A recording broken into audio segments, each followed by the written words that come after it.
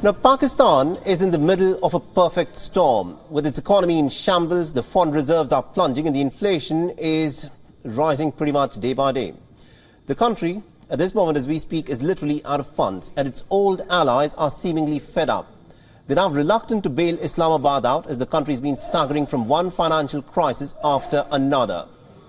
But there is one thing which every government in Islamabad is fixated on, and that is Kashmir.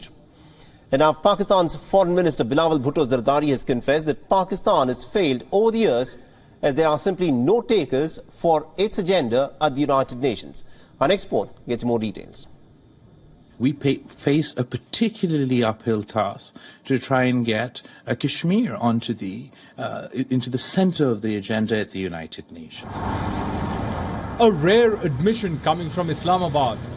Pakistan Foreign Minister Bilawal Bhutto Zardari admits that his country has found it difficult to bring Kashmir into the center of the United Nations agenda. And in the same vein, he went on to say this. The issue of Kashmir is brought up. Our friends within our neighboring countries strongly object, vociferously object, and they perpetuate a post-fact narrative where they try to claim that this is not a dispute for the United Nations. Yes, you heard it right.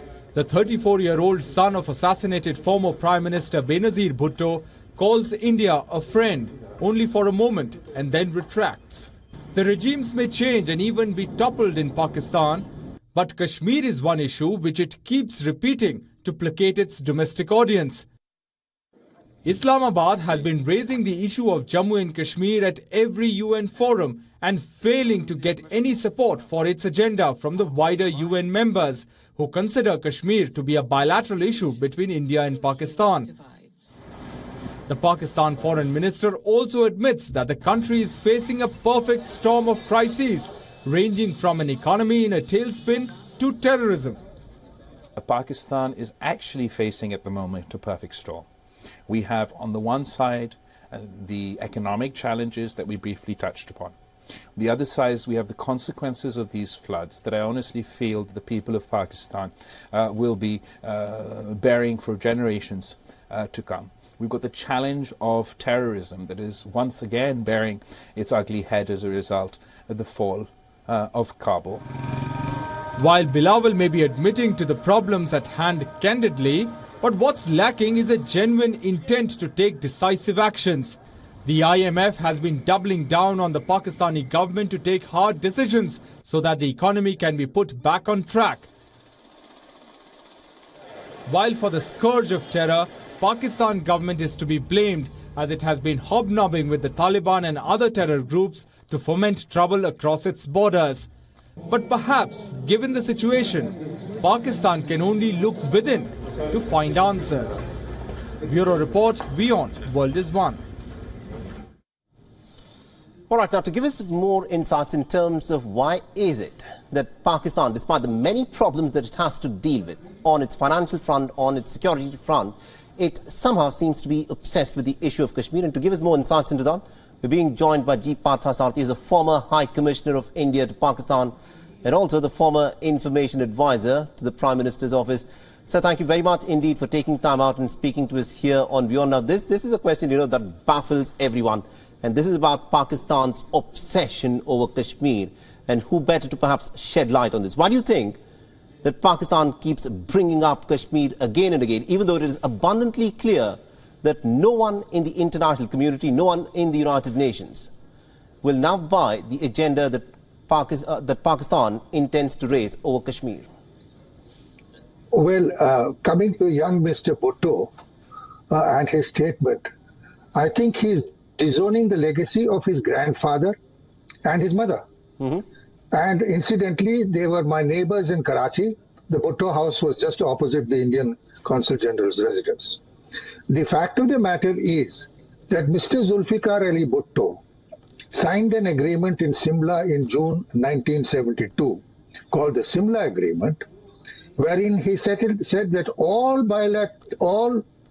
differences between the two countries will be settled bilateral talks and other mutually agreed means. But the focus was on bilateral talks. All these years, it went to bilateral talks.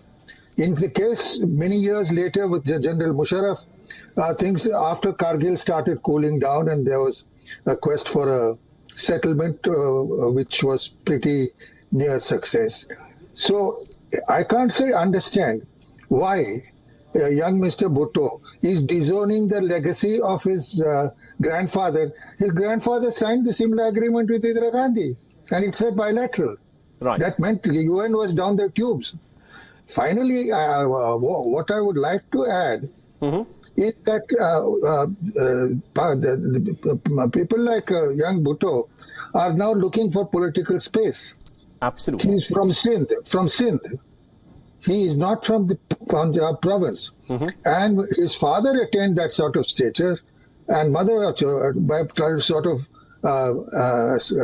merging aspirations with what they felt was the aspirations of Punjab. What happened? Right. Grandfather got executed by a Punjabi president, and mother got killed in Punjab. So I think I would only advise the young person to remember that legacy. Right.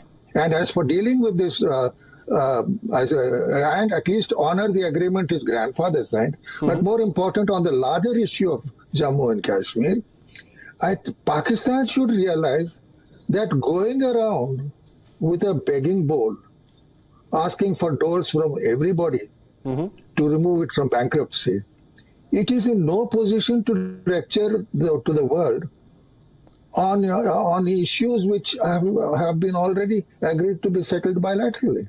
Absolutely, indeed. Many would say that the issue of Jammu and Kashmir was settled back in 1947, and there's no reason as to why Pakistan needs to keep bringing it up again and again. But Mr. Parthasarthi, the question that I also want to ask you is, do you think any Pakistani leader would actually now want to actually address the issue of Kashmir? Because for the Pakistani leaders, it is politically expedient to keep bringing it again and again. Do you think that is what the heart of the problem is? Well, I think, the other point is, if at some stage we choose to make public what has transpired during President Musharraf's times, when Dr. Manmohan Singh made it very clear that borders cannot be changed. Absolutely. But they can be made irrelevant for movement of people and trade and so on. So they'll have a lot thrown back at them, and I think the international community is rather tired. Here is Indian democracy flourishing, its economy flourishing, just handing over $3 billion to help a neighbor in need, Sri Lanka.